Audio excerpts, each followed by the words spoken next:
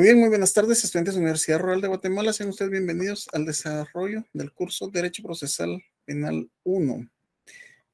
Continuamos manteniendo como mecanismo de comunicación directa el correo fg046@urural.edu.gt. Tenemos para esta semana, ya semana número 8, posterior al primer examen parcial, tenemos el tema de la prueba. A cargo de su servidor, Juan Carlos Mejía Rieta, vamos a desarrollar una clase por demás, haciendo mi esfuerzo porque sea dinámica, entendible y lo principal, participativa.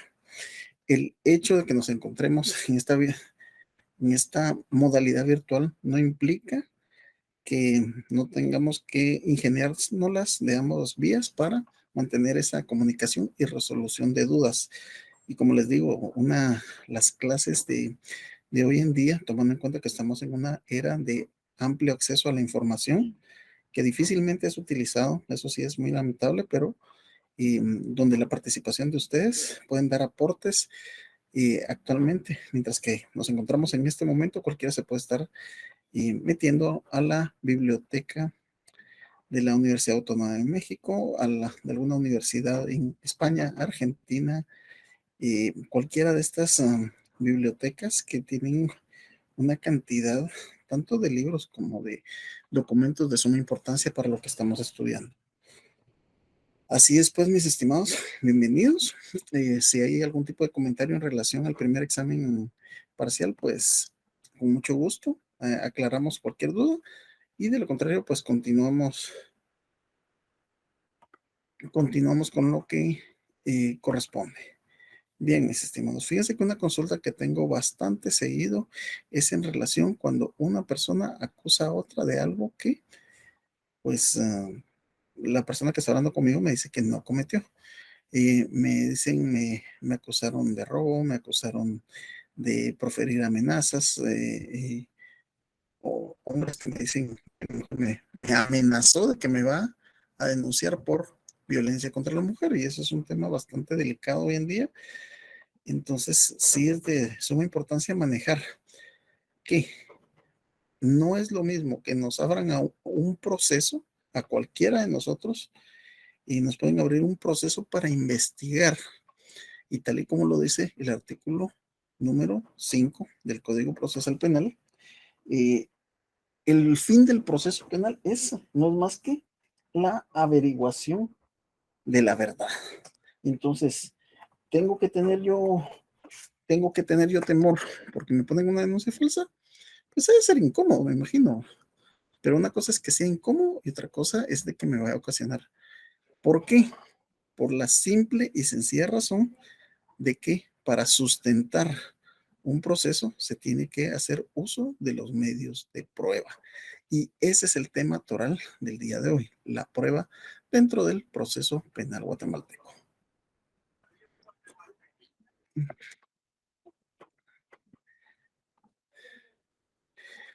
Tenemos como objetivo de clase conocer y analizar la prueba en el proceso penal. Entonces, primero tenemos que conocerla cuál es. Segundo, debemos de analizarla cuál es la importancia de la prueba dentro del proceso. Iniciamos entendiendo. Los medios de prueba son todo conocimiento o razón para demostrar la verdad histórica del hecho delictivo cometido, por lo que los procedimientos que utilicen para demostrarla deberán ser valorados con objetividad para la motivación de la sentencia dictada por el Tribunal de Sentencia. A inicio de la clase, entre clase 1 y 2, que les decía, cuando uno estudia derecho procesal, penal, constitucional, civil, administrativo, laboral, todos los procesales, como son denominados, hay cierto temor o inseguridad en el alumno. ¿Qué es lo que pasa?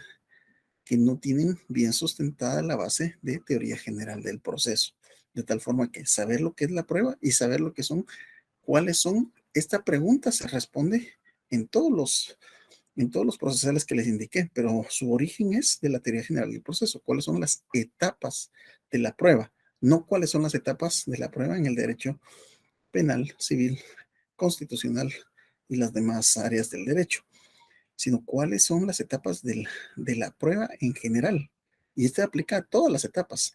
Entonces, es importante por eso que se va a saber que hay un ofrecimiento, proposición, diligenciamiento y valoración de la prueba. A eso me refiero, que si tuviéramos esta base, esta base bien cimentada, pues sería un poquito más fácil, pero no importa, aquí lo repasamos, ese es el objetivo de esto. Luego dice que los medios de prueba son todo conocimiento o razón para demostrar la verdad histórica. Para eso, volvemos a agarrar nuestro Código Procesal Civil y repasamos lo que regula nuestro artículo 5. El artículo 5 del Código Procesal Penal regula fines del proceso. El proceso penal tiene por objeto la averiguación de un hecho señalado como delito o falta y de las circunstancias en las que pudo ser cometido. No dice en las que se cometió, porque ahí está asegurando que se cometió, en las que pudo ser cometido. El establecimiento de la posible participación del sindicado. Démonos cuenta que se tomaron la molestia en la redacción de siempre respetar el principio de presunción de inocencia del que goza toda persona.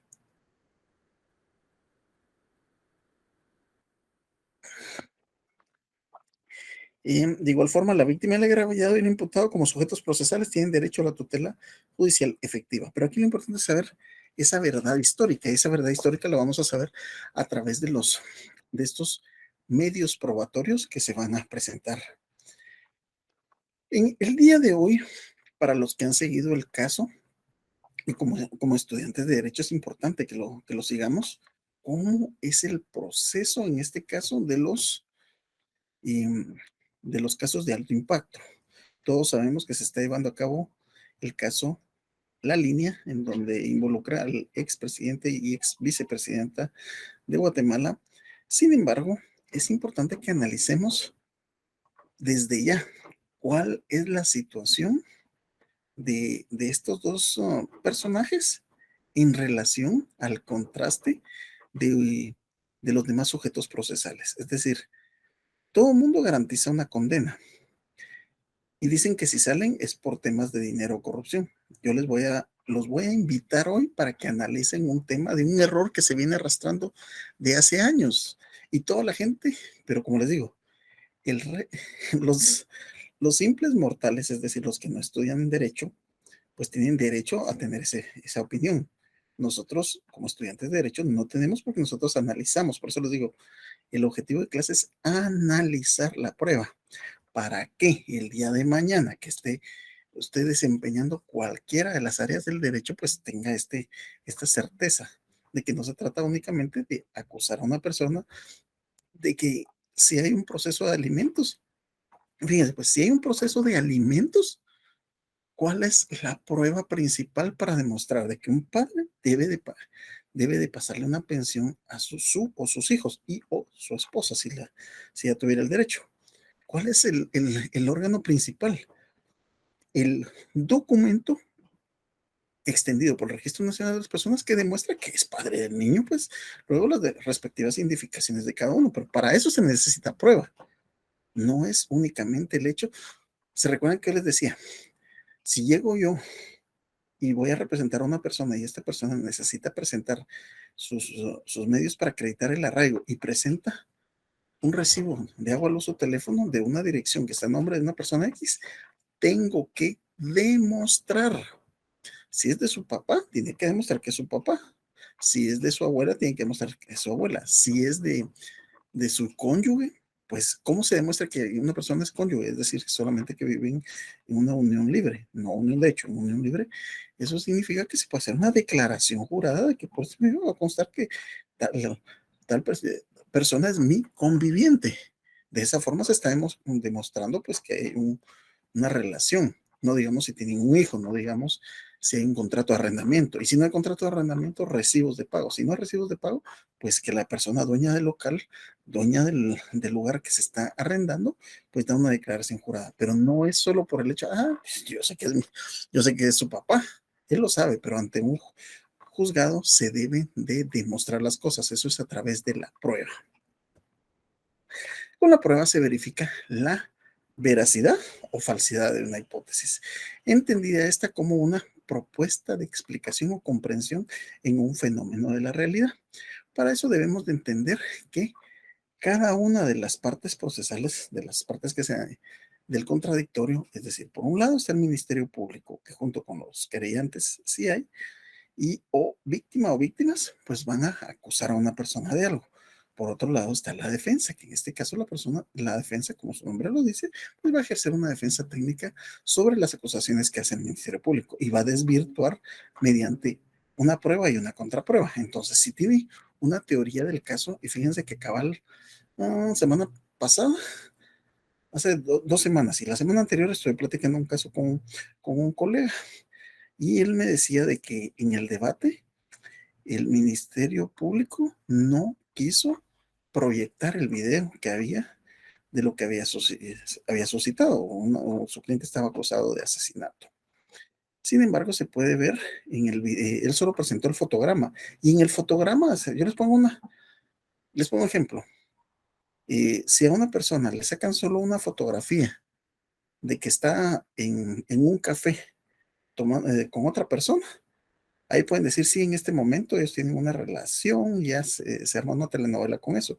Y más o menos eso fue lo que presentó en el caso que les digo el Ministerio Público. Presentó una serie de fotogramas, es decir, capturas del video en donde el Ministerio Público va presentando su teoría. Su teoría dice, pues aquí se le está acercando el de la moto, el del vehículo saca el arma, le dispara y después se da la fuga. Cuando se proyecta el video se mira algo completamente diferente, pues obviamente había una situación de ataque del motociclista para la persona del vehículo y hubo un acto de defensa por parte de la persona del vehículo, pero eso se miraba en el video, eso no se veía, porque solo presentó los fotogramas que le importaban, y esa es la importancia del tipo de prueba que se va a utilizar, y para eso vamos a ver a qué nos referimos con esto. En el caso del proceso penal, las hipótesis versan hechos y cosas que la ley define como delitos. Es decir, pudo haber sido un delito, pudo haber sido haber incurrido en el mejor ejemplo, ¿verdad? El mejor ejemplo, esto ya data de la semana anterior, pero usted estaba en examen, cuando una señora en el interior de la República, me parece que era Retauleo, salió se le acusó de haberle dado muerte a su esposo. Entonces, pues hubieron opiniones encontradas, tanto en los medios de comunicación como en redes sociales, que es ahora todo el mundo es abogado en redes sociales, ¿verdad? Sin embargo, ¿qué es lo que pasa? Muy astutamente la defensa pública penal en este caso demostró que la señora era víctima del círculo de la violencia. Esto se aplica mucho en delitos contra femicidio y otras formas de violencia contra la mujer, donde se demuestra que el círculo de la violencia, como su nombre lo dice, ¿verdad? Son las 4 etapas principales donde se dice que hay actos de provocación y maltrato, y luego esto pasa a situaciones más violentas. Cuando explota nuevamente en violencia y regresa a una etapa de enamoramiento o luna de miel, como se le llama. Es decir, hay una reconciliación, no lo vuelvo a hacer, luego empiezan a haber provocaciones, luego a ese círculo de la violencia estaba documentado tanto por testigos de personas que llegaron a declarar que incluso iban a retirarlo de la comunidad en virtud del maltrato que sufría la señora estaba embarazada, y él trató de tener acceso carnal con ella se lo rechazó porque era en estado de ebriedad, luego la amenazó, al final de cuentas le quitó el machete y por defenderse, de acuerdo a lo que dicen las noticias, fue declarado, de acuerdo al artículo 272, con falta de mérito, puesto que incurrió en una eximente de responsabilidad penal, como lo es la legítima defensa.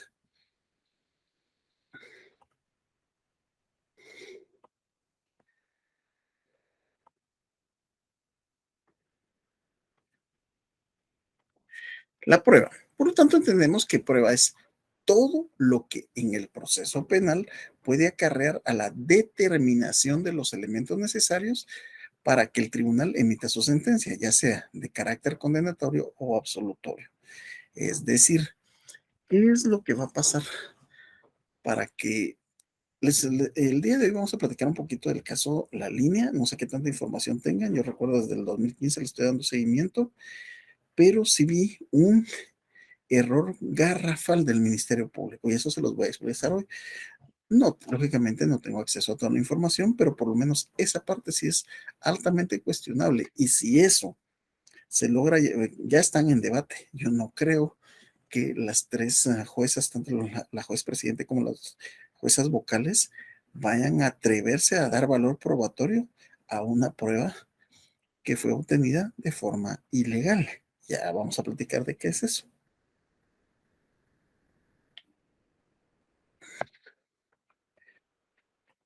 Les decía, cuatro son las etapas de la prueba, etapas o fases de la prueba. Empezamos con el ofrecimiento, la proposición, el diligenciamiento y por último la valoración. El sistema de valoración de la prueba en materia penal, o sea, una cosa es en materia penal y otra cosa es, cada área del derecho tiene su forma de valorar la prueba, lo regula su legislación eh, correspondiente. En el caso del derecho penal, el sistema de valoración de la prueba en materia penal es de la sana crítica razonada, que lo regula el artículo 385 del Código Procesal Penal, siendo esta el conocimiento, experiencia, psicología y la lógica que poseen los jueces al momento de dictar un fallo. ¿Qué significa eso?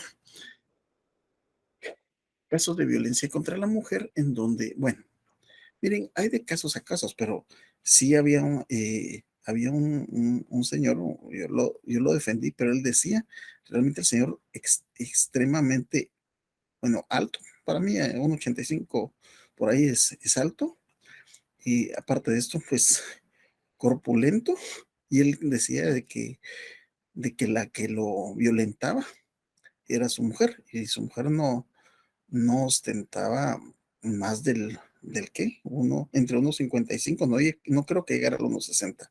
Entonces ahí viene un tema de lógica, que si no hay, si no hay forma de demostrar eso. Ah, no sé cómo es el Ministerio Público, pero encontró una denuncia de hacía 5 años donde ella pidió medidas. Y yo tanto que le pregunté a este señor, mire, pero no hay nada, no, es primera vez, lo que pasa es que es una loca y todo eso. Entonces, ni el Ministerio Público ni el abogado defensor, mucho menos el juez, es adivino, estuvo en los lugares, no es en base a lo que se demuestra.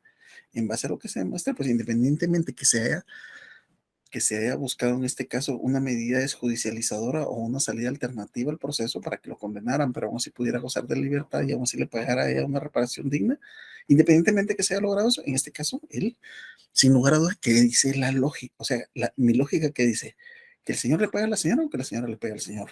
Y encima de todo, si hay un antecedente de que él ya la violentaba hacía 5 años y pidió medidas por ese caso, entonces ahí es donde se utiliza, bueno, yo no tengo, o sea, no soy adivino, pero mi lógica me dice que es el señor el que vulnera a la señora, no al revés, por simple lógica, temas de psicología, y hay temas en relación a cada uno de estos casos donde las personas se ven involucradas en delitos y independientemente que tengan derecho a declarar ante el juez y que eso no puede ser usado en su contra, sin lugar a dudas, pues los jueces son personas y creen, sienten.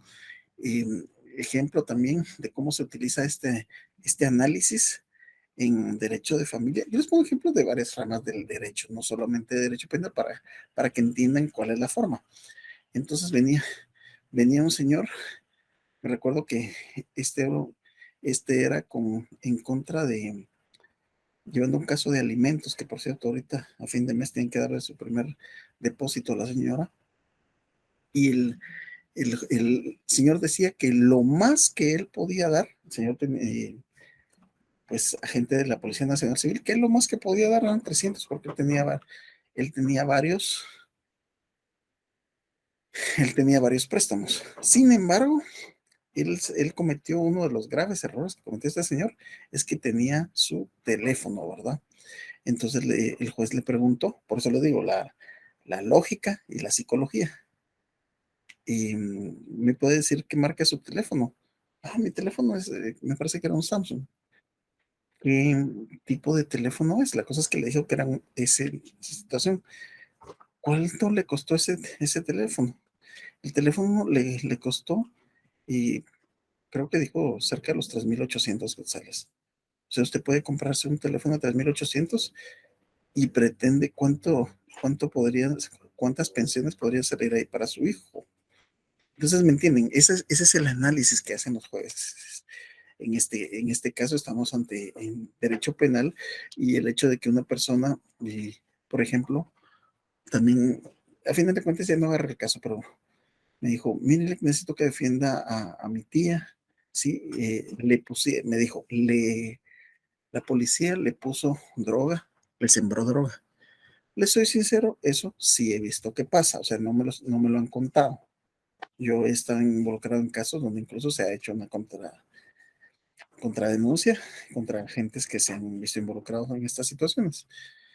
No, claro que no son todos los casos. Entonces digo, ok, primero que pregunto, ya pensando en cómo eh, demostrar el arraigo. Mira, ella tiene antecedentes. Sí. ¿Por qué delito tiene antecedentes? Eh, por temas de posesión de droga. Entonces, ¿qué va a pensar el juez? ¿Que se la sembró la policía o que ella sigue delinquiendo de la misma forma? ¿Qué son los órganos de prueba? Órganos de prueba son las personas físicas que aportan conocimiento sobre el objeto dentro del proceso penal para la averiguación de la verdad. Pueden ser los peritos, testigos o hasta el sindicado mismo con su declaración. Es decir, cuando hay situaciones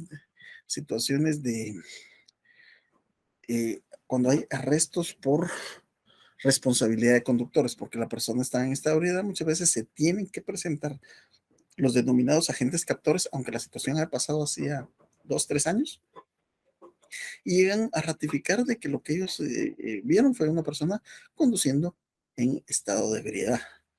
Su declaración vale mucho para estos casos, toda vez que incluso ya hay jurisprudencia establecida de que no es menester de que se haga la prueba, sí, con la prueba de alcoholemia. Aunque no se haga la prueba de alcoholemia, pero lo declaran, le da valor probatorio, en este caso, la Corte de Constitucionalidad.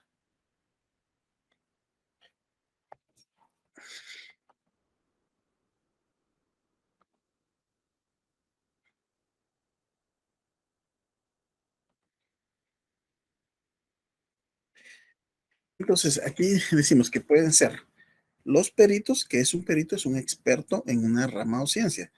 Testigos, las personas que han presenciado o que por segunda mano han recibido la información de eso. Es decir, hay testigos presenciales y testigos referenciales. Testigo presencial es el estado en el lugar. Un testigo referencial es una persona, sí, a mí me contó que pasó tal situación. Son diferentes. Y el mismo sindicado, lógicamente, él puede dar su declaración. Eso ya lo platicamos.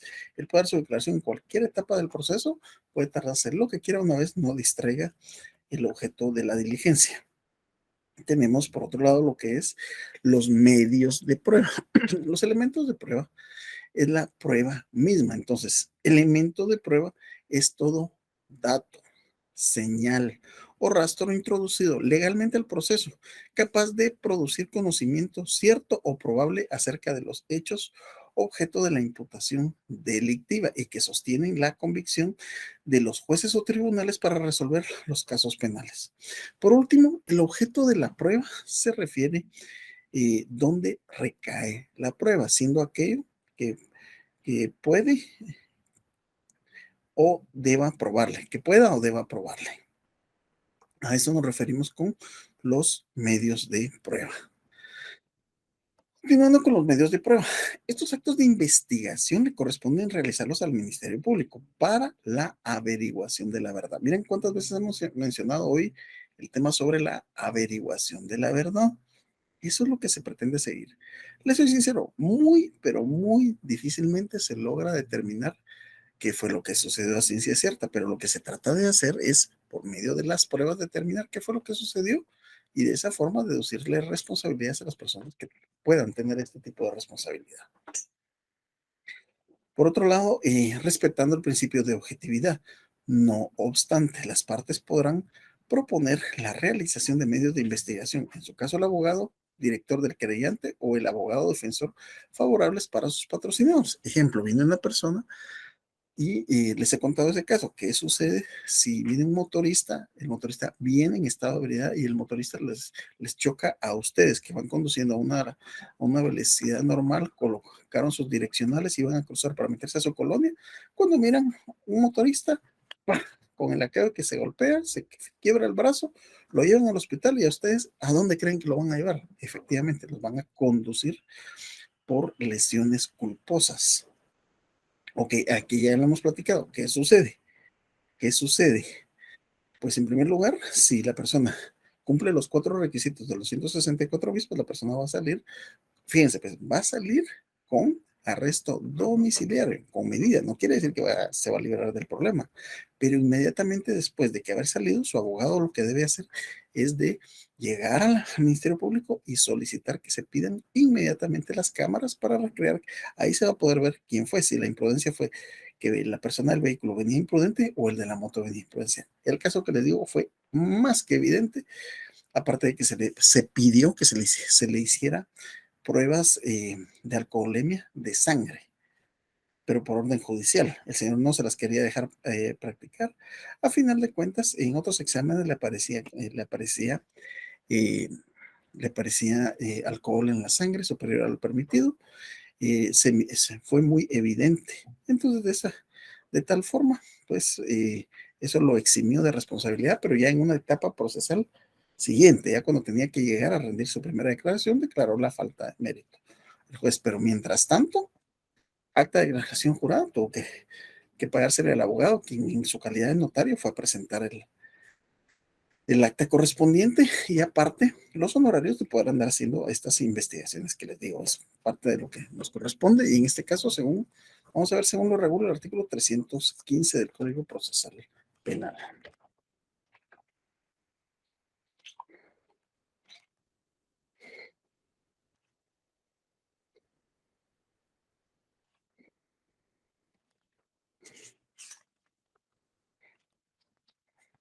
Ok, ¿qué regula el artículo 315? Nos dice: proposición de diligencias. El imputado, las personas a quienes se les haya dado intervención en el procedimiento, sus defensores y mandatorios podrán proponer medios de investigación en cualquier momento del procedimiento preparatorio, en el preparatorio. Si ya estamos en la intermedia, ya no se puede, ya prescribió este derecho. Y el Ministerio Público los llevará a cabo si los considera pertinentes y útiles, debiendo dejar constancia de su opinión contraria a los efectos que ulteriormente correspondan. En caso de negativa, el interesado podrá acudir al juez de paz o de primera instancia respectivo para que valore la necesidad de la práctica del medio de investigación propuesto. Es decir, en este caso, si se discrepa con una de las situaciones, se puede hacer una audiencia que se llama, dicho sea de paso, audiencia de discrepancia, ¿verdad? Cuando no quieren poner alguna prueba.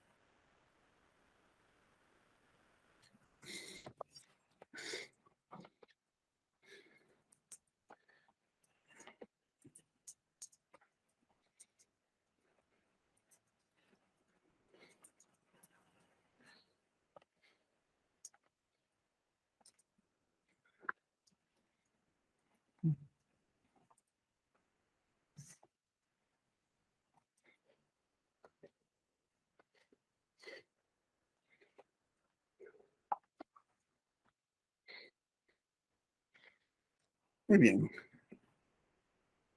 Tenemos por otro lado el principio de libertad de prueba. Aquí vamos a entrar en una pequeña, la palabra no es discusión, sino que plática de cuál es su opinión. Fíjense, pues, ¿se recuerdan? Todos tienen conocimiento de el caso de la señora Sicavisa.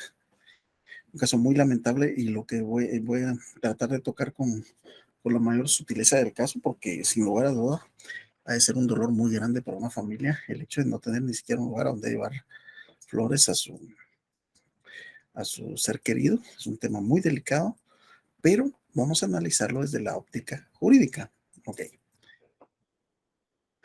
Casos como el caso La Línea, no por estar el presidente y la vicepresidenta involucrados, pues eso también es un caso paradigmático para Guatemala, pero no es el primer presidente que está con acusaciones. Tenemos el caso de Portillo, tenemos el caso de Álvaro Colón en general.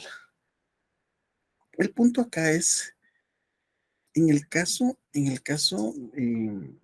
esta señora, como el caso de la señora Sicavisa, cómo pretendían demostrar la tesis de asesinato o femicidio, tomando en cuenta que no había un cadáver y por lo tanto no puede haber un certificado de defunción emitido por el Registro Nacional de las Personas. Fíjense que a veces en tertulias, pláticas nos encontramos abogados, tengo un grupo de abogados con el que me reúno, pero miren, nos sacamos unas teorías, olvídense, y cada uno estamos en nuestros respectivos posgrados y ahí se poniendo un medio filosófico. El punto de esto es que uno me decía, bueno, hay pruebas que llegan a ser Ministerio Público en donde una mancha de sangre de tanto por tanto implica que se derramó ahí cierta cantidad de sangre.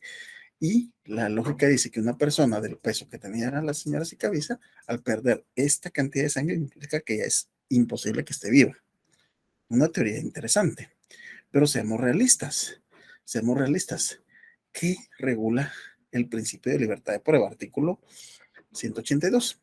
Este es uno de los principios que rigen el sistema penal, regulado en el 182, que establece, se podrán probar todos los hechos y circunstancias de interés para la correcta solución del caso por medio de prueba permitido. Pero esta es la parte interesante. Regirán en especial las limitaciones de la ley relativas al estado civil de las personas. Ejemplo, van a demostrar cómo se iba a demostrar que la señora, en este caso, que salió suelta, más que suelta, con falta de mérito de la primera declaración, por haber decapitado a su pareja, no sé si estaban casados o no, pero le dice, ¿quién bajo conocimiento del vínculo le diere muerte a otra persona comete el delito de parricidio? Entonces, aquí se tenía que demostrar, si no estaban casados, pues se demostraba por medio del vínculo de los hijos, ¿verdad? Porque el certificado de nacimiento de los hijos tenía el nombre de los dos padres, pero esto es por medio del estado civil de las personas que se demuestran, es decir, por los documentos extendidos por el RENAP.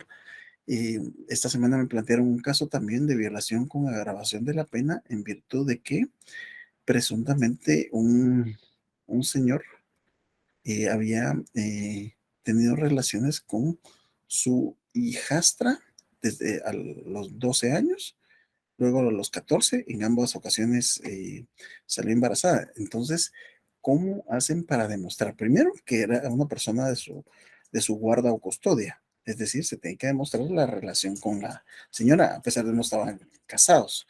Luego se tenía que demostrar por medio de una prueba de ácido desoxirribonucleico el hecho de que el señor, pues, había procreado con su entenada o hijastra estos dos niños.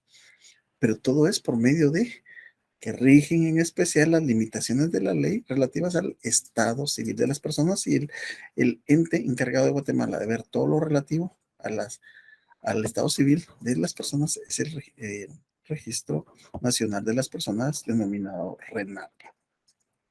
Así es que esta es la forma como se ve esto. Vamos a empezar con lo que es la teoría del fruto del árbol envenenado. Creo que todos ya han hablado un poco de esto. Entonces, ¿cuál es el punto acá, previo a entrar en sí a lo que es el pequeño video que tengo de un abogado español? Me pareció muy interesante. Los videos que les planteo, pues realmente hay mucha información en la web, peor en la red de YouTube, pero trato de buscar que sean más adecuados. A veces busco nacionales, a veces busco extranjeros, pero que a final de cuentas, la teoría del árbol envenenado, el fruto del árbol envenenado, no se trata propiamente solo del hecho de que la prueba no sea permitida, sino que trae la historia de dónde. Es una historia que nos viene de un caso de principios del siglo pasado en Estados Unidos, de la primera década. en relación a una familia que estaban investigando.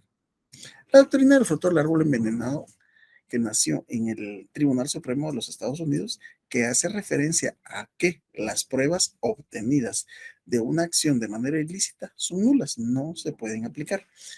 Recuerdan también ustedes el famoso diputado Giuliani, sí, Rudy Giuliani, el cual se vio involucrado en un tema de que le estaba ofreciendo a una jueza, ya no subió a magistrada, la cual también se retiró de Guatemala y está al parecer con un grupo de juristas por allá en Washington,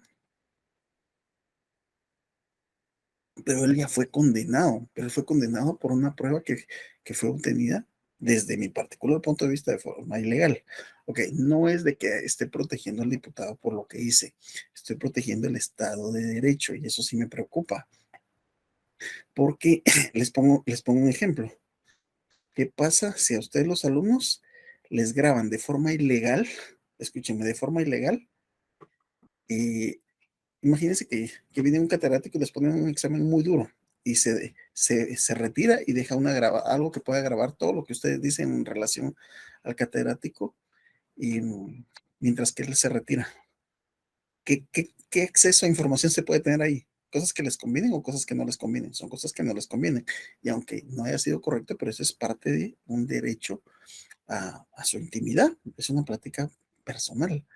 A eso es a lo que vamos en esto. En este caso también se utilizó así. Como les digo, independientemente la persona ya está fue condenada. Ya, yo creo que ya está por salir por rendición de penas o ya salió. Ahora bien, a mí me pareció muy, muy extraño que le hayan autorizado utilizar eso. Ahora vamos a hablar de otro tema. Primero vamos a proyectar el video del tema de el fruto del árbol envenenado para entenderlo de dónde salió. Y luego vamos a tratar del caso en conciso.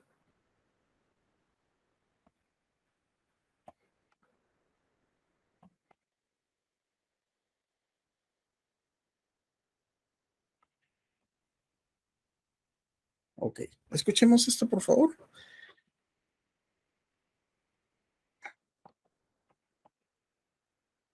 No todo vale. No se puede tratar de averiguar la verdad a cualquier precio. Y supongamos que en el transcurso de una investigación policial, yo como policía entro de forma ilegal en el domicilio del presunto autor del homicidio, buscando el arma con la que se cometió el delito. Cuando estoy en la casa, a 10 grados, tipo de orden judicial, encuentro unas joyas que desaparecieron a mi compañero, pero que desde el punto de vista de su producción es un delito autónomo en una causa totalmente distinta. Por el hecho de ser ilegal la primera entrada, será ilegal el segundo descubrimiento. Hemos encontrado unas pruebas, unas joyas, vulnerando derechos fundamentales. Estas pruebas no serán admisibles en el proceso y si adicionalmente se obtienen nuevas pruebas como consecuencia de hallazgo de las primeras, también serán declaradas nulas como el fruto contaminado de un árbol envenenado. Además, debemos tener en cuenta que esta nulidad no es subsanable. Muy buenas, soy Javier Sordo García, abogado de Madrid, y te doy la bienvenida. Si te gustan mis vídeos, no olvides apoyarme dando un like y suscríbete al canal si no lo estás para no perderte mis próximos vídeos. Además, en la descripción del vídeo tienes los enlaces a mis redes sociales y a mi blog. Ahora sí, comenzamos.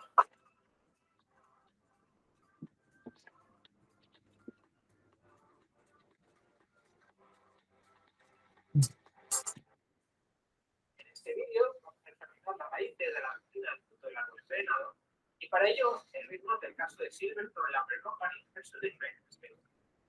Frederick y Asa Silverthorne eran los propietarios de Silverthorne Lumber Company de Toronto.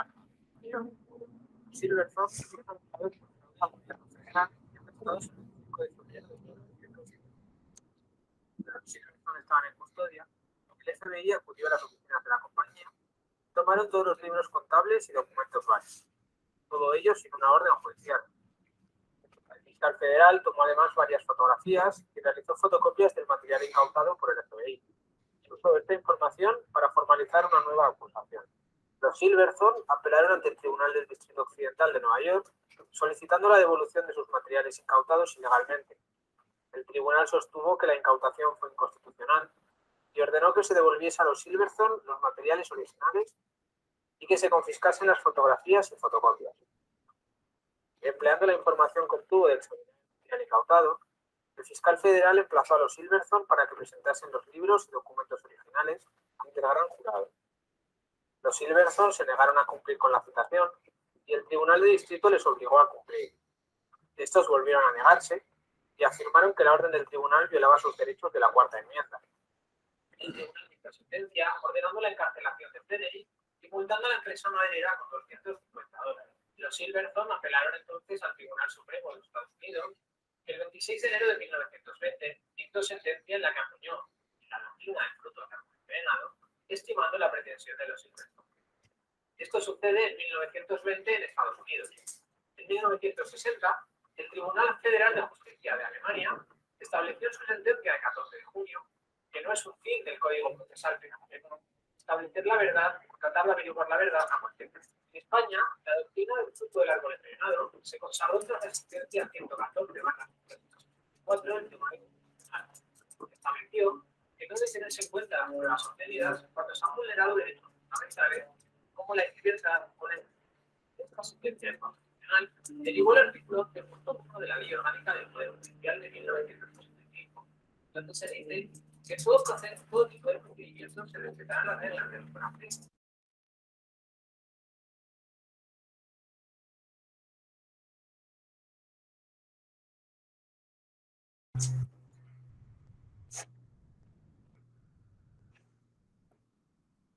Cierto es que a esta doctrina se confrontan otras teorías como la del resultado, o el independiente, o el descubrimiento identitario. Si quieres saber más sobre ellas, puedes dejar un comentario y haré una sola. ¿Y tú qué opinas? ¿Crees que se debe tratar de averiguar la verdad a cualquier precio o que no todo? Espero que el vídeo te haya sido de interés y nos vemos en el próximo.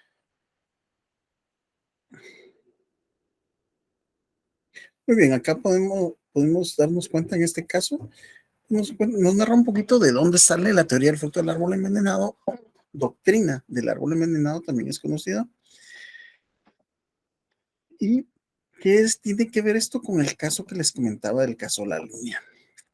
En el caso La Línea hay una cantidad muy, pero muy grande de escuchas telefónicas. El asunto es de que para poder interceptar una llamada telefónica se necesita de orden judicial, interceptaciones telefónicas, y esto lo regula la ley contra la delincuencia organizada. De hecho, regula 3 métodos de investigación especial, pero solo está en vigencia el primero, las interceptaciones telefónicas, pero la ley es muy, muy clara de que se tiene que solicitar y lógicamente se tiene que evidenciar el por qué se está solicitando las interceptaciones telefónicas, que ha sido que a partir de la entrada en vigencia de esta ley, el año 2006, que muchas personas se vayan detenidas por lo que están hablando por teléfono, y a pesar de que la gente trata de hablar un tanto en clave, siempre se ven involucrados en una gran cantidad de situaciones. El punto acá es de que toda vez se ha hecho se tenga el permiso. Cuando me han llegado este tipo de casos que es por interceptaciones telefónicas, no obstante que la gente, pues con debido respeto, están hablando puras tonteras, me refiero a puras tonteras que los involucran. El asunto, ahí ya no me voy a ver en hacer, independientemente que normalmente pido un peritaje de voz, que aunque mi lógica me dice de que sí es la voz de ellos, pero eso se tiene que demostrar a través de un peritaje de voz. Para demostrar que la voz que se escucha en esta llamada es la voz de esta persona. Se hace un peritaje de voz en el Instituto Nacional de Ciencias Forenses. Pero más allá de eso, ver que se tienen todas las autorizaciones judiciales de poder interceptar en determinado plazo a ciertas personas. Y ese es un trabajo bastante por esos casos. Y la gente a veces no entiende esos casos de estar verificando que tenga cada uno de los permisos. Es bastante oneroso, pero es lo que va a determinar que en un momento determinado se pueda o no utilizar una, eh, una evidencia como estas y que le dé valor probatorio al juzgado. En el caso anterior, cuando estamos hablando del caso La Línea, se presentan, no recuerdo el número, pero son muchas llamadas telefónicas, de las cuales solamente una es la que involucra directamente al expresidente Otto Pérez Molina. El problema es de que no solamente es una con lo que lo vinculan, sino que esa escucha es ilegal porque en ese momento se necesitaba, como lo dice nuestro artículo, eh, es una acción penal dependiente de autorización estatal. Hasta, hasta el encabezado, el epígrafe, le dice dependiente de autorización estatal. ¿Por qué? Porque la presidenta gozaba de antejuicio y necesitaban eso. Les repito, independientemente de que no se trata de que, pero de todas formas, no, es que si vamos a pedir que se cumpla la ley, que se cumpla en todos los rangos. Y eso lo hizo ver el abogado César Calderón en el ofrecimiento de prueba y se opuso a que esa prueba fuera ofrecida. No se puede utilizar porque es fruto del árbol envenenado, toda vez que no se contaba con esa, esa no se contaba con ese permiso y sin embargo ya llegó a debate eso. Entonces falta ver, como lo vamos a ver en el próximo video, cómo fue la forma que se ha utilizado para que valoren esto. ¿Qué va a pasar en esto? No sé. ¿Será que 3 jueces van a opinar que las 3 están de acuerdo con que se utilice una prueba ilegal? Yo no muy lo creo. Yo no muy lo creo. Yo dudo de que por lo menos 2 de 3 van a tener que declarar que es una prueba ilegal. Y eso, ¿en qué puede indicar? ¿En qué se van a basar para acusarlo? Puede ser que tengan otras pruebas, otras declaraciones, testigos protegidos y todo esto. Pero por lo menos esa prueba principal no la van a poder utilizar desde mi humilde punto de vista como abogado.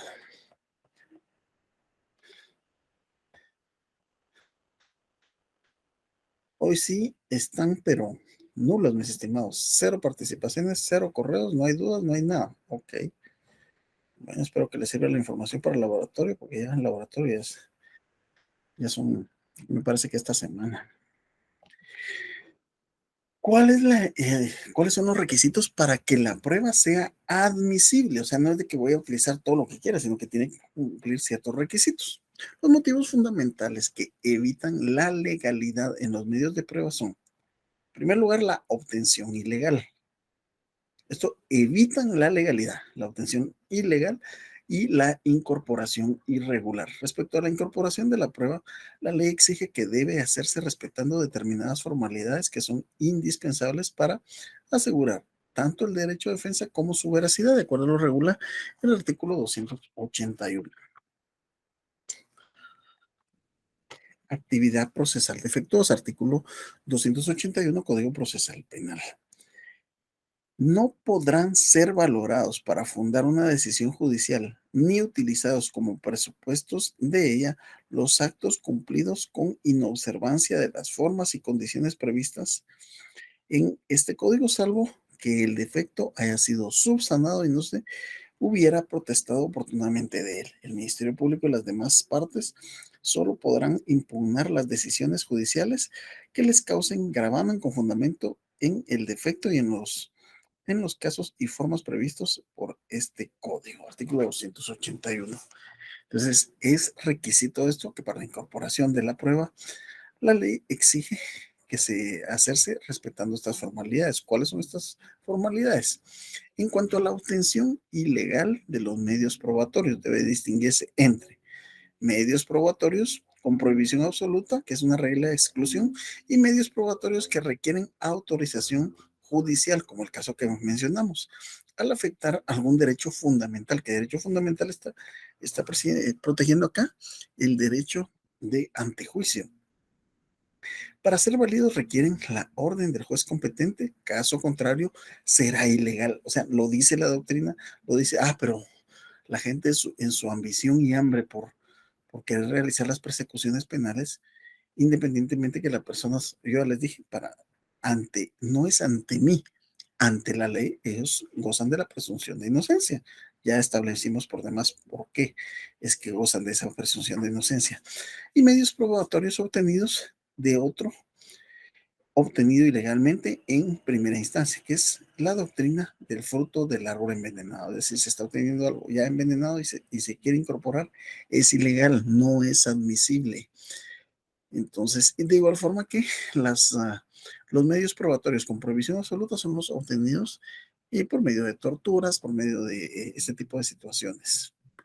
Cuando nos estamos refiriendo a lo que es una prueba útil, es la que de forma directa, insustituible e independiente acredita un extremo de la proposición fáctica de la imputación de cargos, de tal cuenta que si el hecho que se pretende acreditar con la prueba puede ser demostrado por una prueba más amplia en su contenido, aquella resultará inútil. También sería inútil la prueba que complemente necesariamente otra prueba, pretenda acreditar un hecho procesal no controvertido o actuación administrativa irrelevante a la imputación de cargos. Cuando estaba dando las diferentes declaraciones Juan Carlos Monzón y el famoso Eco, Estuardo, no recuerdo los apellidos, el punto de esto es de que hubo una declaración que hizo Juan Carlos Monzón en la cual él evidenciaba, pero por eso digo, para mí era prueba no necesaria, pero como que les ganó el morbo o realmente pensaron que se iba a decir otro tipo de cosa. Pero en cierta ocasión Juan Carlos Monzón estaba declarando en relación a los encuentros íntimos entre el señor expresidente y la ex vicepresidenta. Algunos de ustedes dirán, pero es que eso era obvio, ¿no? Sí, pero la vida personal e íntima de las personas no nos interesa. ¿Ustedes creen que eso es útil para el proceso penal? No. Porque tienen intimidad, entonces están involucrados en colusión. Eso no tiene nada que ver, eso no prueba nada, al menos ante la ley. Entonces, esa situación para mí sí fue sumamente desagradable, muy falto de todo, porque o sea, hay un respeto dentro de la dignidad de cada una de las personas y realmente cómo se manejó eso para mí, desde mi humilde punto de vista, se manejó muy mal. No había por qué salir a relucir y eso lo debió haber visto tanto el Ministerio Público, la defensa y de igual forma el juez a cargo de esto. No era necesario que saliera a relucir eso. Si tenían o no una relación personal, íntima o de cualquier índole, pues eso no era lo que se estaba juzgando. Lo que se estaba juzgando es su posible participación en el hecho delictivo, no ese tipo de situaciones.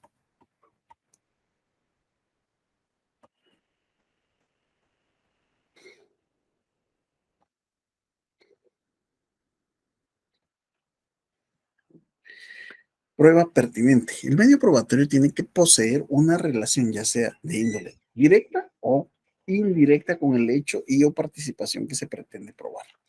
La pertinencia de la prueba puede calificarse en dos sentidos: la objetiva y la funcional. La objetiva, que la prueba propuesta tenga relación con el tema del debate y en cualquiera de esos aspectos, tanto en el hecho como de derecho. ¿Qué relación podía tener con las cosas que pretendían probar el hecho de que estos dos personajes tuvieran o no una relación personal y o íntima? Para mí no tenía ninguna relación, no era una prueba pertinente y se debió de haber objetado. Sin embargo, así quedó y se utilizó para memes, se utilizó para divulgar chisme, que apenas si no le gusta al guatemalteco, pero para mí era, como les digo, tendría que tener más información para atreverme a juzgar la participación de un abogado en juicio, pero porque son abogados excelentes, pero realmente ese tema no tenía que salir a luz. Y funcional, que la prueba puede influir en el resultado del juicio final, porque en base a eso se va a determinar. Hay casos en los que, de hecho, existe la figura del hecho notorio. O sea, hay cosas que son evidentemente notorias, que se va a patalearse. Mejor ahorrémonos el tiempo de prueba. Eso ya es un caso es un hecho que cometió la acción ilícita. Ya, ¿cómo lo vamos a resolver? Pues lo vemos desde otro punto de vista, pero no así. Y tenemos lo que es la prueba no admisible. Los medios de prueba no deberán de cargar una abundancia en el extremo que se considera más que suficiente otra prueba ya ofrecida. Es decir, lo importante a analizar en este punto no es la cantidad de elementos probatorios presentados, sino que los mismos sean sobreabundantes. Estar demostrando desde diferentes puntos de vista un extremo que ya ha sido probado es por demás inadmisible. No se puede estar repitiendo y repitiendo y a veces sí se van a los extremos las diferentes fiscalías y otras no tanto, pero para demostrar un mismo hecho no es necesario tanta información. Vamos a buscar ahorita el videito que les decía en continuación, el tema de el caso La Línea.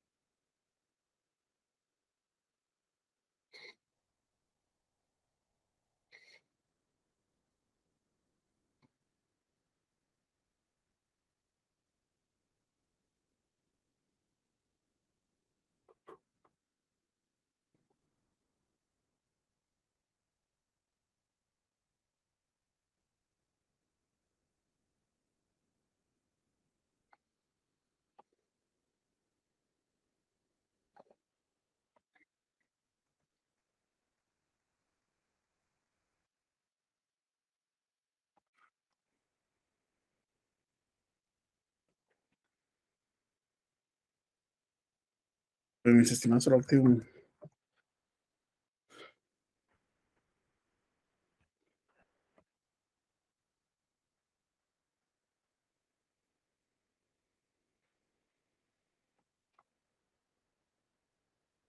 Con información judicial. Ok, vamos a proyectar esto.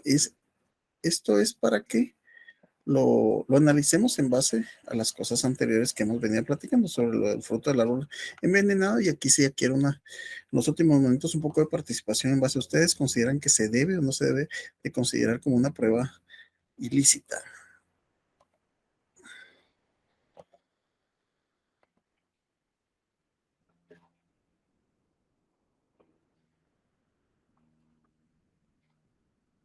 Con información judicial específicamente tiene que ver con el juicio que enfrentan los vinculados al caso denominado Plástico. Juzgados en la sala de audiencias, ya el perito Aníbal Argüello ha presentado el informe de llamadas telefónicas intervenidas. La siguiente fase es que se ha cuestionado por todos los abogados defensores del caso La Línea para poder establecer, número uno, la legalidad de las llamadas telefónicas, porque ninguna persona puede tener intervenido el teléfono celular sin que haya una orden de juez competente. Es algo que ya los abogados han mencionado. Este punto que menciona el reportero acá, por favor, lo voy a repetir, pero pónganle atención a eso. Ninguna persona puede ser violada en su derecho a la intimidad. Esa intimidad me refiero con sus conversaciones telefónicas, si no es por orden. Y aquí no había orden judicial. Por favor, analicemos eso para que el día de mañana, no sé qué pasará, no sé si tienen más prueba, pero por lo que yo sabía, solo esa prueba tenían, y al tener solamente esa prueba, y esa prueba no es admisible, por lo tanto tienen que otorgar una sentencia de carácter absolutorio. Después, jueces vendidos, que no sirve nada, que por todo es porque se fue la FES, y todo ese tipo de situaciones son argumentos inválidos toda vez que no se cumplió la ley desde un principio. Volvamos a escuchar esa parte, por favor. Con información judicial específicamente tiene que ver con el juicio que enfrentan los vinculados al caso denominado Lali. Juzgados en la mega sala de audiencias, ya el perito Aníbal Argüello ha presentado el informe de llamadas telefónicas intervenidas. La siguiente fase es que se ha cuestionado por todos los abogados defensores del caso La Línea para poder establecer, número uno, la legalidad de las llamadas telefónicas, porque ninguna persona puede tener intervenido el teléfono celular sin que haya una orden de juez competente. Es algo que ya los abogados han mencionado, de que algunas llamadas telefónicas de sus patrocinados son ilegales. Ahora es el turno de César Calderón, abogado del expresidente de la República, Otto Pérez Molina, y también defensor de Roxana Valdés, y cuestionando al perito Aníbal Argüello, haciéndole ver que si así se fiesta y de manera directa puede demostrar que sus patrocinados del criminal presidencial dieron instrucciones precisas para hacer lo que era indicado sobre una estructura criminal, o bien el recibimiento de algún dinero a sus bolsillos. Escuchemos también el interrogatorio que se está realizando.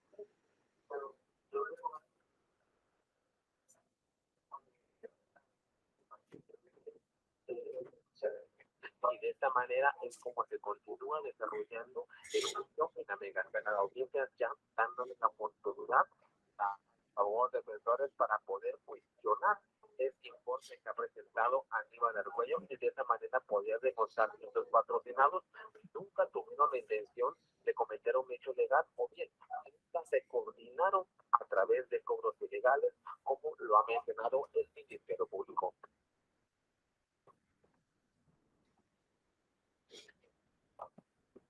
Bueno, como se pueden dar cuenta acá, ¿verdad? No van a tomar, bueno, defensor sí soy, no en particular en este caso, pero sí yo considero, esto se sabe desde el ofrecimiento de prueba, que desde la primera declaración vienen utilizando material que es fruto del árbol envenenado, que no se puede utilizar. Y siempre en algunas argumentaciones, digo yo, lo primero que les enseña uno a los estudiantes es, entre otras cosas, el principio de legalidad en derecho penal, pues, fruto del árbol envenenado en derecho procesal penal, para que aprendan desde cualquier arista que estén llevando a cabo un proceso, sea defensa, sea acusación, fiscal, incluso jueces, pues tienen que aprender que esto no se puede utilizar, por eso se toma prueba inadmisible, y eso es lo que ha estado eh, argumentando César Calderón, el doctor César Calderón, desde ya hace mucho tiempo. Pero ¿qué es lo que pasa? No seamos litigantes de Facebook. Ya lo soltaron a Otto Pérez Molina. ¿Por qué? Porque en Guatemala los jueces son corruptos, porque se fue la FESI. No, había había una prueba que era inadmisible, y si no se logró eh, romper esa presunción de inocencia, se tiene que ir a su casa. Ay, pero lo que robó, pues entonces hubo un debilitamiento ahí del aporte del órgano investigador. Pero no es de que en caso de duda se va preso, es en caso de duda, la persona se va a su casa, así de sencillo. Entonces, analicen ese caso, mis estimados. Es algo que realmente como estudiantes de derecho debemos de analizar y creer si realmente nos estamos refiriendo ahí a un caso donde pueda existir casos de corrupción. Ah, ya empezaron. Ok. Edgar y Giovanni Gómez. En el caso que se menciona sobre Otto Pérez, la llamada en la que lo involucra sí puede ser legal, ya que no es a él al que se la estaban investigando, sino que fue mencionado o apareció en las llamadas, y por eso lo involucran y pidieron su antejuicio. Mi estimado Edgar, Giovanni, y los demás, los invito a que lean la ley contra la delincuencia organizada. ¿Cuál es el proceso para estas escuchas? Porque en este caso hubo un hallazgo inevitable, pero no se cumplió ese procedimiento. No se podía utilizar. O sea, no crean que, o sea, no es una defensa oficiosa la que yo tengo a favor del señor Otto Pérez. Simple y sencillamente, sí hay un tiempecito. Y yo sé que Edgar me demostrará que sí sabes un poco del caso, pero ahora te invito a que leas la ley contra la delincuencia organizada, que se basa en, esta se fundamenta en el convenio de Palermo. El convenio de Palermo contra la delincuencia organizada hace referencia al cuál es el procedimiento. Por eso, el debido proceso se debe de cumplir. En este caso, desde mi perspectiva, no se cumplió. Brandon Alvarado, en el caso de la línea, ¿cuál era el procedimiento adecuado para tomar como válida esta prueba que se está usando en contra del expresidente? Hipotéticamente hablando, debieron de solicitar nuevamente permiso y ya no lo hicieron. Eso es lo que tengo de información, y de acuerdo a lo que he platicado un poquito del tema con mi ex catedrático, a veces me lo encuentro en Torre de Tribunales, que es el autor del libro que de hecho yo les he recomendado, el doctor Alfredo Porok Subuyuj. Entonces, ahí sí están. Por otro lado, ¿por qué hay 3 juezas en este caso? Realizando comparación con el caso del diputado Aldo Dávila. Muy buena pregunta. en el que usted nos proyectó el video, y si no recuerdo mal, en el caso del diputado solamente había un juez. En el caso del diputado era una primera declaración, y ahí se estaba en el juzgado, era el juzgado de primera instancia penal, narcoactividad y delitos contra el ambiente. Entonces ahí solo es un juez, es un juzgado. En este caso, por el tipo de delito, es un tribunal pluripersonal. Aquí está en la última etapa. Bueno, no es la última etapa, eh, pero ya hubo una audiencia de primera declaración, ya hubo una audiencia intermedia y ahorita están en la etapa de debate. Impugnaciones han colocado a lo largo de los últimos años, ya van sobre 7 años del caso de la línea, si mal no estoy, pero después, si es que hay condena o con los que hay condena, se va a la ejecución. Entonces, por esa razón, es un juzgado y todo esto está regulado. Por eso es que esas preguntas normalmente se hacen en, en exámenes laboratorios sobre la competencia, ¿verdad?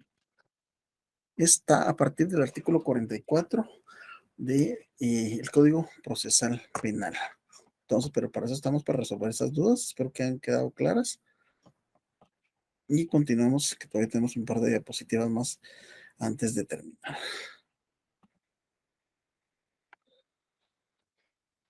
¿Cuáles son los medios de prueba que están establecidos en el Código Procesal Penal? Y empecemos.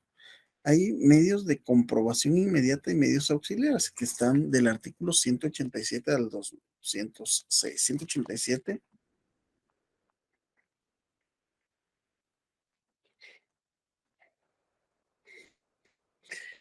Comprobación inmediata y medios auxiliares, artículo 187. Entonces aquí está, en primer lugar, la inspección y registro.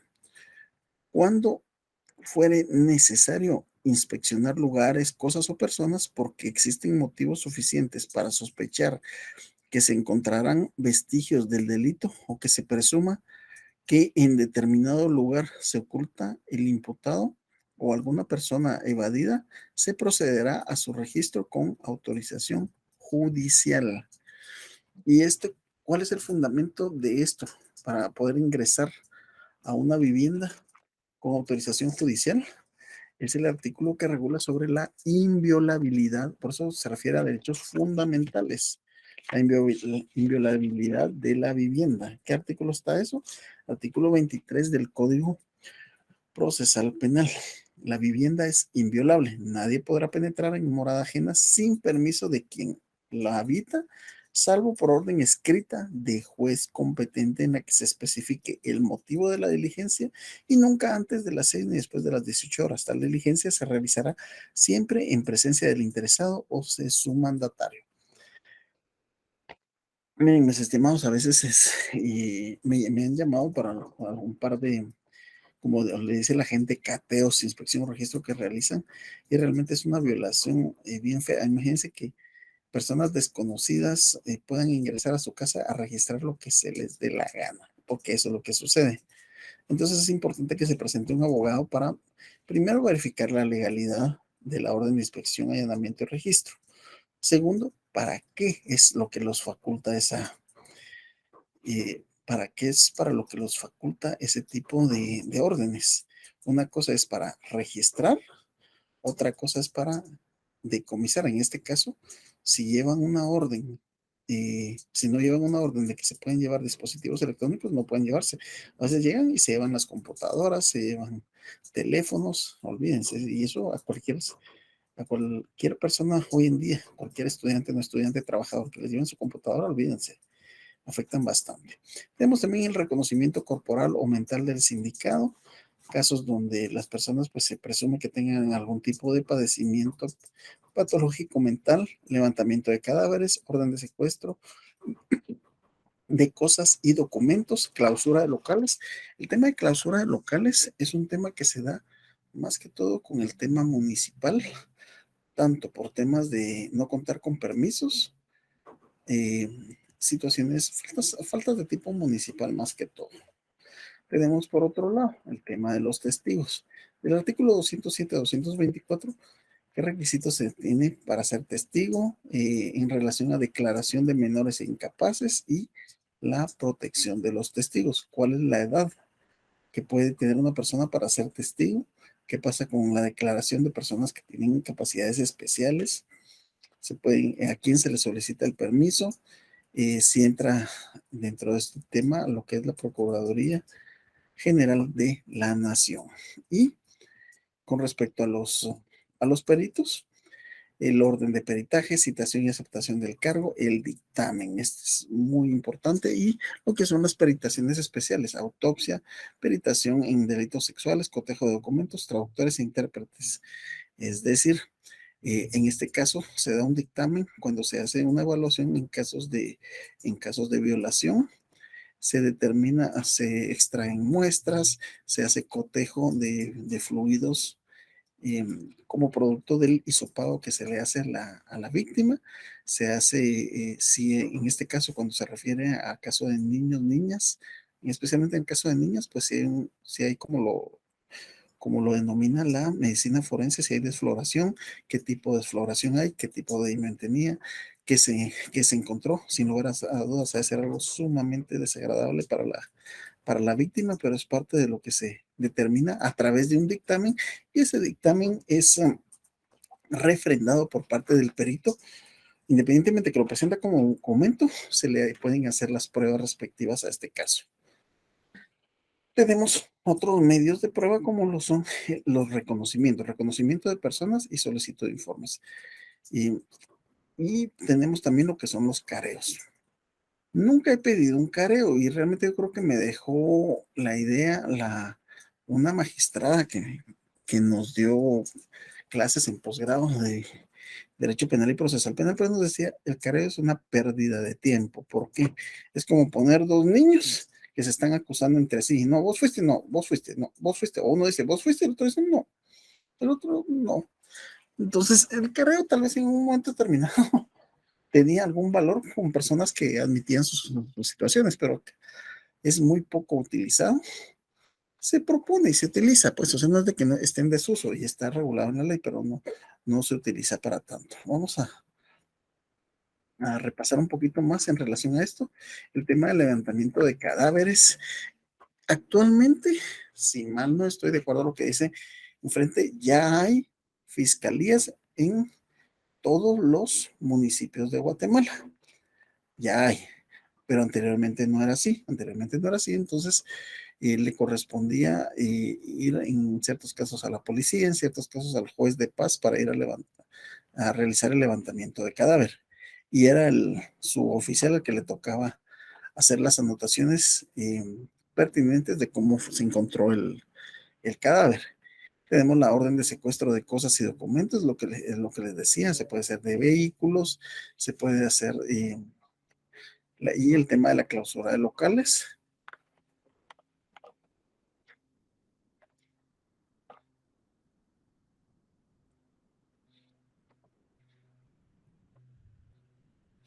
El tema de los testigos, 207 a 224.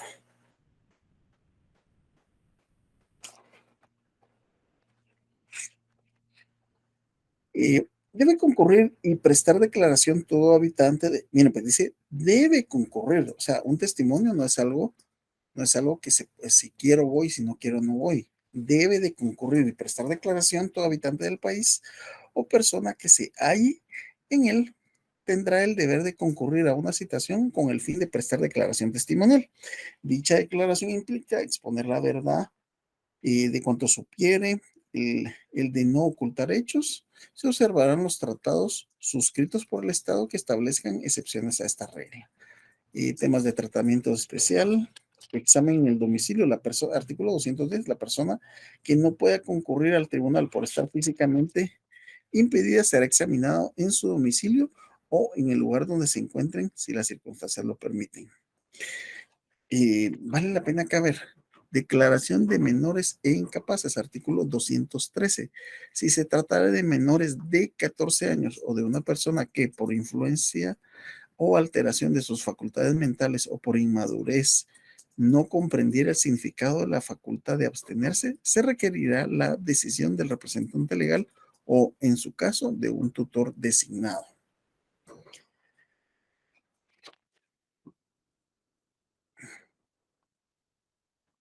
Tenemos otros artículos interesantes en esto, los peritos 225, solo mencionando la procedencia, el Ministerio Público o el tribunal podrán ordenar la peritación a pedido de parte o de oficio cuando para obtener, valorar o explicar un elemento de prueba fuere necesario o conveniente poseer conocimientos especiales de alguna cosa.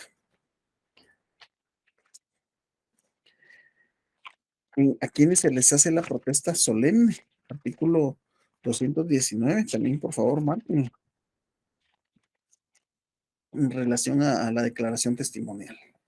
Y como platicábamos, temas acá de peritaciones especiales, por ejemplo, un peritaje que se pide mucho cuando hay eh, comiso de un arma de fuego por no tener eh, licencia para portar arma, entonces se determina, se hace un peritaje balístico si está en capacidad de disparar el arma. Cuando no está en capacidad de disparar, pues ya le ponen más fácil la tarea a uno de poder buscar una alternativa y viable para que la persona no sea condenada a los 8 años que se dan por este tipo de delitos.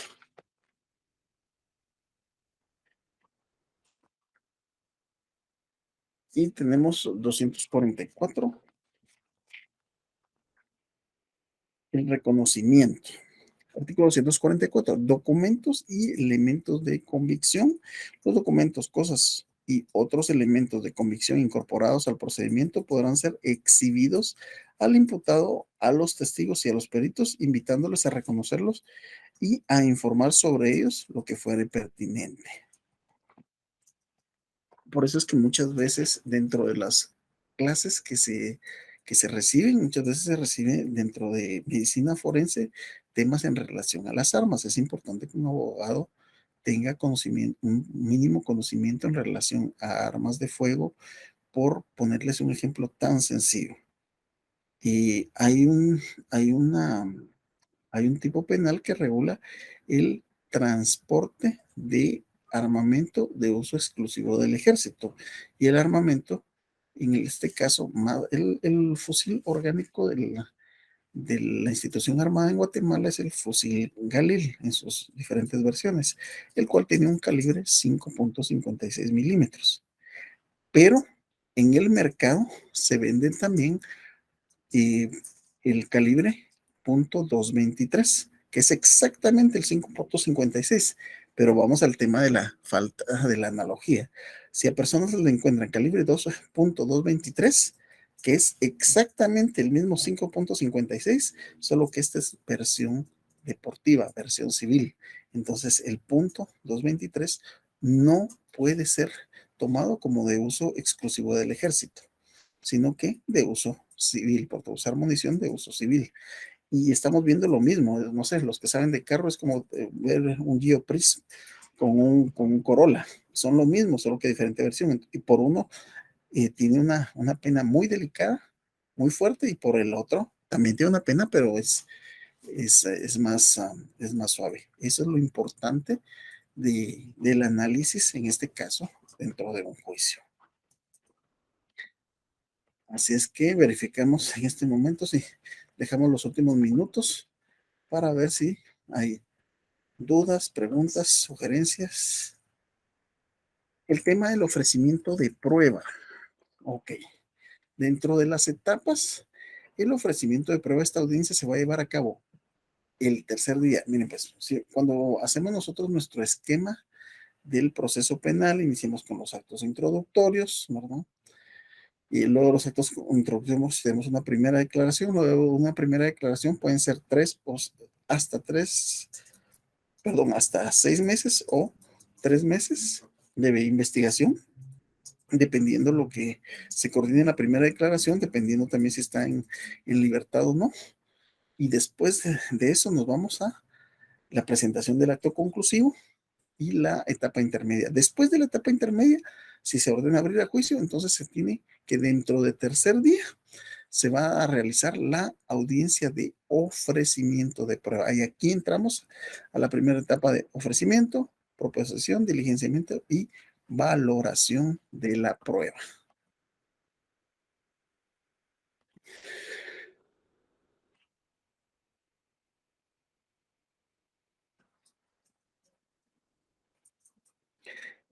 Y Melvi Patricia Galindo dice, puede ser un medio de prueba que una persona antes de morir logró decirle a alguien quién fue el que le disparó. Claro, la persona que recibió esta información se convierte, y por eso aquí es donde debemos de mezclar con la realidad con lo que nos encontramos recordemos que son los órganos de prueba.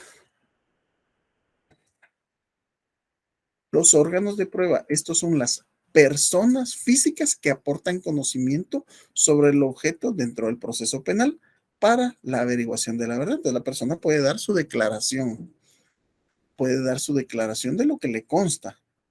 Ahora bien, el asunto es que a veces sí hay que triangular, no solamente utilizar una forma. Aparte de eso, hay que demostrar otras cosas, porque también la gente puede mentir.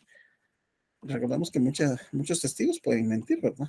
Pero sí, este sería un órgano de prueba y si es viable utilizarlo, sería muy, muy útil para el caso.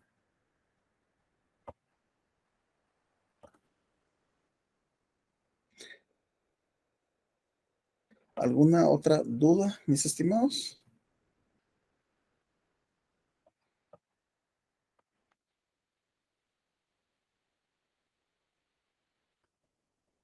Verificamos el correo si tenemos más dudas.